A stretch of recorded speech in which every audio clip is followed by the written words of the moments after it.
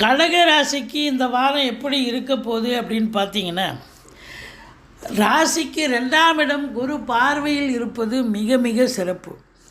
2க்குடைய சூரியன் 7ஆம் இடத்தில் அமர்ந்திருக்கிறார். ஆதலால் உங்களை பொறுத்தவரையிலையும் பொருளாதாரத்தில் சுபீட்சம் இருக்கும், நல்ல பணவரவு பொருள் வரவு இருக்கும். உங்கள் சொல்லுக்கும் செயலுக்கும் மதிப்பு மரியாதை ஏற்படும்.